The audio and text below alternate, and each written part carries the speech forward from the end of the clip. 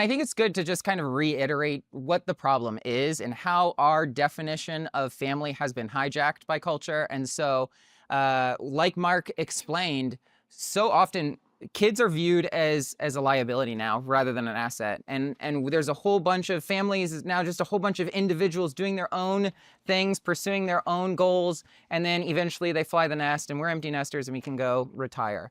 And so, in order to kind of get back to the ancient path, we have to kind of be countercultural right now. And so this is actually a pretty fun thing.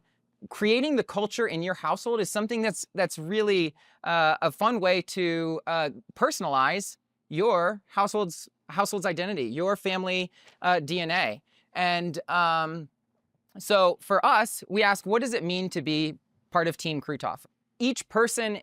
Each couple in here is going to have some same elements if you're a follower of Jesus, and then you're going to have a lot of different things. And it's really fun to be able to think through, how is our household culture going to be unique?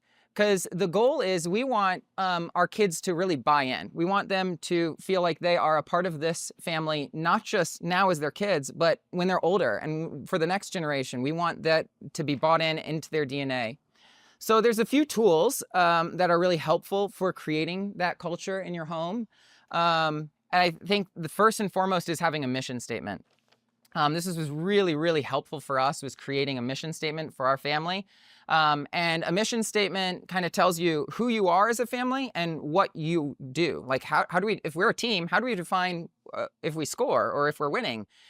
So our family mission statement, there's a lot of parts to it. One of them is we are a loving, united family team. We speak that over our kids. That's our identity, is we are a loving, united family team.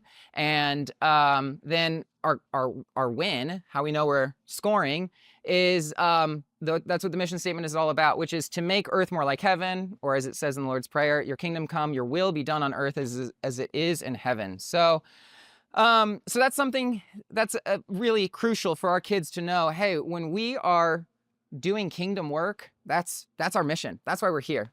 Another tool that we have is using team language. That can be just as simple as encouraging each other, supporting each other in, or celebrating each other's wins. It can also be creating, this is, again, where you can have some fun and creativity. Creating Krutofisms is what we call them. It's phrases that are repeated throughout our house. We have some like, we love God, love others, or we do hard things. There's also things that on the do not say list. In our family, you don't say, I'm bored. That's just, if you're in our house, you have to be creative and find something to do. And so having language that is part of your team vernacular is a cool tool. Another one is rhythms, daily, weekly, or annual rhythms. These can be really great to play with. I know you guys are going to touch on this next, so I won't get too much into the rhythms. And then a last tool that I have is putting reminders on our home. The physical space of our home, where we, what we hang on our walls, how our furniture is laid out, all of that can be used to form the culture of your family. So we really take advantage of this through Deuteronomy 6, which says, these commands that I give you today are to be on your hearts, impress them on your children, write them on the doorframes of your houses and on your gates. And so we were like, okay, let's think about that. We want these commands that we give to our kids to be impressed on them, and we want them on our doorframes of our houses, our walls, our gates. So up here is all this is custom artwork that Katie created. We have our family mission statement on the wall in our entryway, so it's the first thing you see. In our family room, Katie created some artwork that says listen and obey, which is a reminder for our kids. It's also a reminder for us as adults that we're called to listen and obey our Heavenly Father.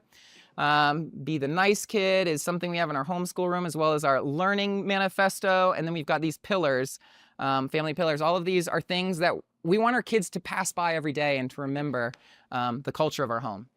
And then real quick, as you are thinking through your culture, you want to have a culture that's worth celebrating. You want this to be something that your kids enjoy, something that they are going to be bought into for generations, something that's warm and inviting.